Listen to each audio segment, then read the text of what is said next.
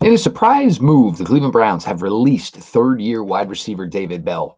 The question I have, is this a question about David Bell, or is this a question and a problem about another positional group on the roster in relation to Sunday's opener against the Cowboys? We'll talk about it. Your latest Locked On Browns starts now.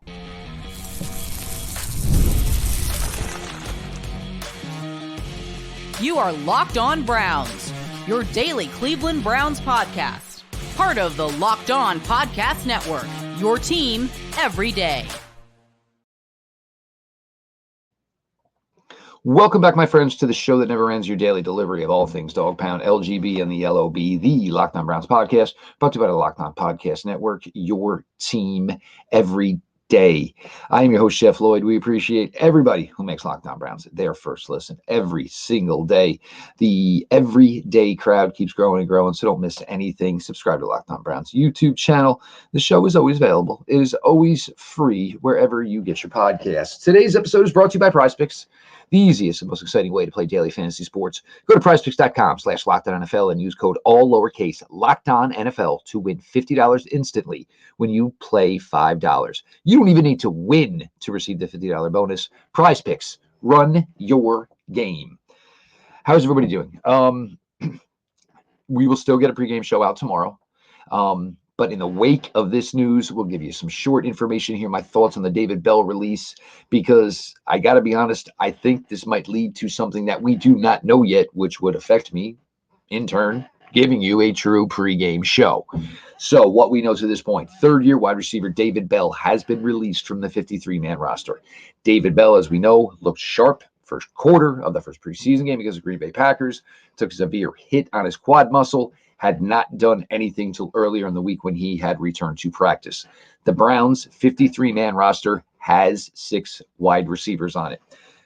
If you say the Browns are still searching who is going to be their return man, their best options at return man are probably 2 of the receivers that are on the practice squad, Proche and Jaelon Darden. Certainly something to consider. Did this end up being a bad numbers game for David Bell in that regard? We all know Bell had a big touchdown reception in that Jaguar game last year, 2 touchdowns in the finale against the Bengals, caught 7 balls in the playoff game against Houston Texans. All intents and purposes, anybody I've talked to, David Bell is loved within that building. They like David Bell. Everybody I know fan-wise talks and what David Bell isn't. Look, they had a chance to improve the wide receiver room a tremendous amount in the time David Bell has been here. It didn't mean they were totally down on David Bell. Maybe they just over-evaluated David Bell a little more. Maybe they thought the potential was there for David Bell to be 2 or a 3. But as a 4 or a 5 or a 6, David Bell is certainly a fine option in the NFL. Now, the other thing, and this is the one where I think we should all maybe be a little bit nervous, and we'll certainly find out more on Friday, and certainly find out more heading into Sunday against the Cowboys. Jedrick Wills did a little at practice yesterday. Jedrick Wills was not seen. Went outside, maybe did a few things, but during the overall part of practice, Jedrick Wills was not outside on the field. Kind of expected, right? We all expected that to this point with Jedrick just returning to practice yesterday. There was no way you thought he was going to be ready to go against the Dallas Cowboys on Sunday. However, Jack Conklin has now been limited the last 2 days at practice. I'm not saying, but you could see where maybe there could be concern there. Is he on the J.C. Treader plan from years ago, where J.C. walked out to the field? Most of the time, he just walked out of the field in street clothes and then showed up on Friday, did what he had to do to prove to his coaches that he was ready to go on Sunday. Big difference as Jack Conklin is coming back from a major injury with a lot of his knee blown to bits last year in week 1 against the Cincinnati Bengals. So if you do not have Jedrick Wills, and then therefore you do not have Jack Conklin as well, you only have 10 offensive linemen on your roster. James Hudson, DeJuan Jones are your only 2 other offensive tackles on your roster. So that brings up the question of, did you move David Bell to elevate, in this case, most likely off the practice squad, Jermaine Irfidi?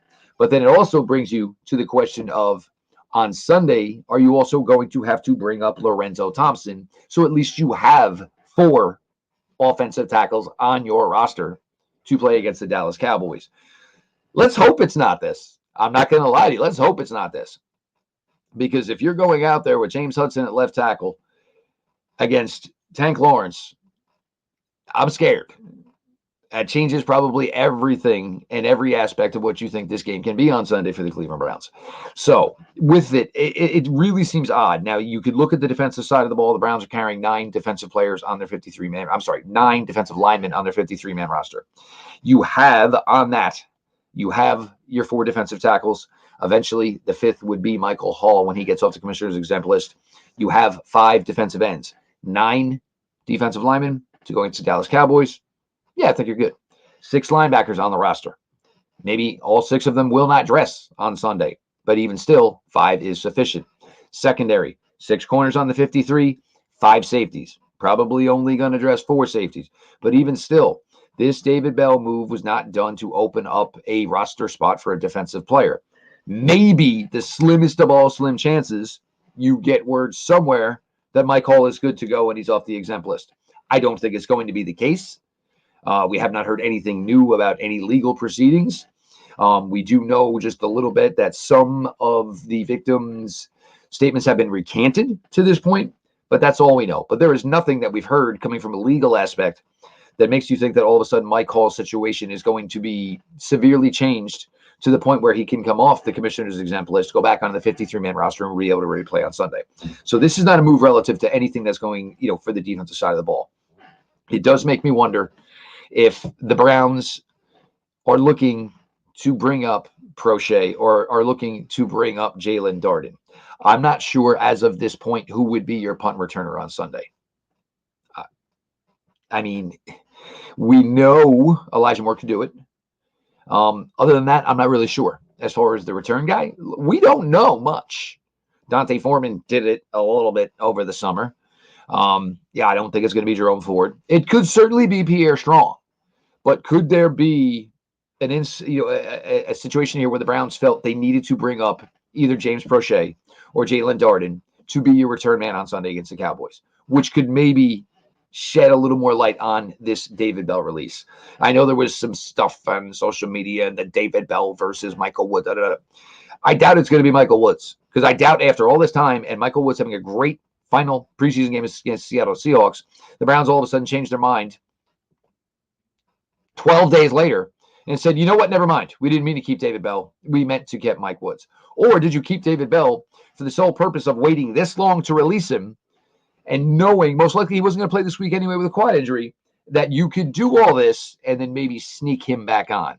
I'm not sure that's going to happen. You got teams like the Carolina Panthers.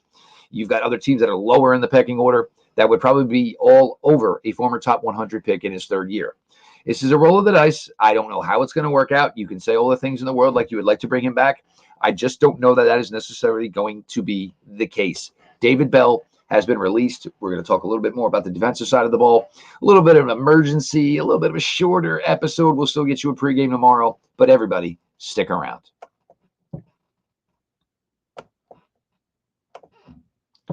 PrizePicks is America's #1 daily fantasy sports app with over 5 million active members. PrizePicks is the easiest and most exciting way to play daily fantasy sports. Unlike other apps on PrizePicks, it's just you against the numbers. All you do is pick more or less on 2 to 6 player stat projections, and you can watch the winnings roll in. How about this? 1 Caleb Williams passing yard gets you 1 win on PrizePicks every week in September. That's right, only 1 yard gets you an automatic win every football weekend in September. 4 weeks of free W's. Don't miss the deal on PrizePicks because it's gone when September ends. PrizePicks invented the flex play, which means you can still cash out if your lineup isn't perfect. You can double your money even if one of your picks doesn't hit. We had a lot of success last year with Jerome Ford. We had a lot of success last year with Amari Cooper, and I will give you tomorrow on the pregame show, without a doubt, some PrizePicks plays in my opinion. So continue to check out PrizePicks. You've got a Thursday night game, you've got a Friday night game, and you've got a big Sunday of action. Download the PrizePicks app today. Use the code LOCKEDONNFL and get $50 instantly when you play $5. That's code LOCKEDONNFL on PrizePicks to get $50 instantly when you play $5. You don't even need to win to receive the $50 bonus. It's guaranteed. PrizePicks, run your league.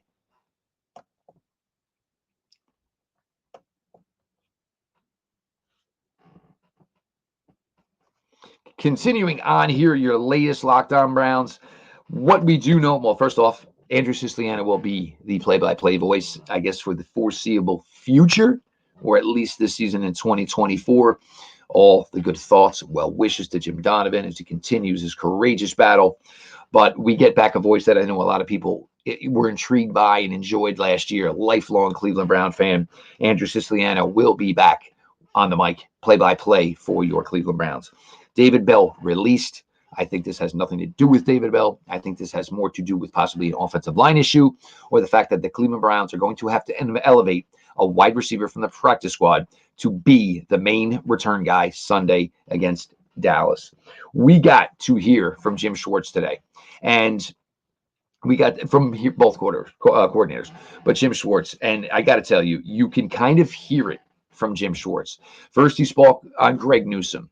And, he kind of had the same theory we all did when we heard of Greg Newsome's first. And it wasn't, just the hamstring injury. It was hamstring surgery. Like, hamstrings are difficult enough as it is. Now you're talking about surgery on a hamstring. But Jim Schwartz did say he didn't think Dallas was going to be an option. And then as time went on, and then finally Genu returned. Even still, he didn't think it was going to be an option. But Greg proved himself. It is certainly going to be something that Jim Schwartz keeps his eyes on. You have 3 other corners you can use. And the last thing you want to do is have Greg Newsome end up missing more of an extended period of time just because you try to rush him out there for the season opener. But Genu, Greg Newsome, all set to go for Sunday. Spoke about CeeDee Lamb, but also spoke about what he thinks about CeeDee Lamb, but also said what he thought about his own cornerback trio. And sure, Jim Schwartz, behind closed doors, probably sitting there scheming up all day long on ways to slow down number 88, CeeDee Lamb. Phenomenal player. But when you get in front of that mic and you tell all your players when you're out there on the field, I want you to celebrate. I want you to be braggadocious. I want you to cut it up a little bit. You ain't going to run. You can't do it. You're telling your players to go out there, and be cocky, be confident. And he said, I have the top cornerback trio in the NFL. So we'll do all we can to do our best to contain him. The Cowboys are going to be starting 2 rookie offensive linemen, as we said. So certainly Jim Schwartz did his due diligence, spoke well about BB the center, spoke well about Guyton the left tackle, but also said, I've got veteran defensive players. I've got veteran defensive linemen. And he thinks the expectation in the matchup should certainly go in the Cleveland Browns' favor. Now, Ken Dorsey also spoke as well. Ken Dorsey revealed some things. Ken Dorsey, that is, will be on the sidelines. So that is interesting because if everybody remembers the years ago were destroyed, I don't know if it was an iPad or, whatever that, the Microsoft version is. But Ken Dorsey, as of this point, will be participating from the sidelines. Gives, an interesting take. Normally your offense coordinator's upstairs, overseeing everything. Maybe it's just something that he feels, he and Deshaun, it's something they want to go this route. Maybe Coach Stefanski decided he wanted to go this route. You can get a lot more one-on-one verbal communication when certainly, somebody is on the sidelines as opposed to being up top, because you do run into issues where maybe the technology, the audio is not working. So certainly, interesting from that standpoint, but Ken Dorsey likes it here. He likes the environment here. He likes the enthusiasm of the players. Look, he just came from a team that had a lot of confidence and had a lot of success in the Buffalo Bills. So I'm assuming that's kind of the feel he's getting here. Spoke well of Deshaun. Deshaun spoke confidently today as well about how amped up and how ready he is to go. I will say it again for the 9,000th time. Let's judge Deshaun Watson on what we see on Sunday. So many people are trying to preemptively write the script, write the way it's going to work. No, that is not what we are supposed to do. We are supposed to evaluate and then give our opinion. Well, I can't evaluate Deshaun Watson because I haven't seen him throw a pass since Baltimore in early November. So I am not going to sit here and pretend I know what Deshaun Watson is going to give the Browns on Sunday. I think it's going to be good, but I will evaluate it when I see it on Sunday. So again, we're going to close. What we know is David Bell has been released. There's been nothing else put out. And even stranger, and this is what maybe gets me a little nervous about the offensive tackle play, is David Bell went to practice, participated, and then all of a sudden was released. David's always been a good guy, so it's not like you think there's something coming where maybe all of a sudden a legal issue is going to pop up. No. I think the Browns, in my worrisome part of Brown fandom, I think the Browns are maybe concerned that Jack Conklin will not be ready to go on Sunday. So the Browns would then need to bring one offensive tackle onto the 53-man roster, and then obviously sit Jedrick Wills Sunday, bring up most likely, obviously, like I said, it would be Jermaine Urfidi, and then of course it would be Lorenzo Thompson as well. Not an ideal situation. I pray to God I am wrong on this one, but I think the David Bell situation really, in the end of the day, had nothing to do with David Bell. I think it had to do with the Browns have a greater need somewhere else, and they have faith in Coop, they have faith in Judy, they have faith in Elijah Moore, they have faith certainly in Cedric Tillman, and Jamari Thrash has been riding a hot wave all summer long. Maybe a little bit earlier than folks maybe thought Jamari Thrash would get a shot, but the Rook did it all summer long, so maybe he'll get a few chances to do something on Sunday. But your big news of the day, David Bell has been released. It smells like there could be a bigger problem than wide receiver. We will get back to you tomorrow. I will absolutely get your pregame show. I was finishing notes, and then the David Bell thing broke. So which would really affect the way I would be able to report on Sunday's game, because I think it's a domino that's going to fall into another couple of other dominoes. So I want to give you a full, accurate pregame show. You will get that. I am Jeff Lloyd. I'm the host here at Locked On Browns. I appreciate all of you who make Locked On Browns your first listen every single day. The YouTube channel just continues to grow. Make sure you subscribe over there. Don't miss any of the action. Become an everydayer. The show is always available. It is always free wherever you get your podcasts. This has been your daily delivery of all things Dog Pound, LGB on the LOB. Let's go Browns.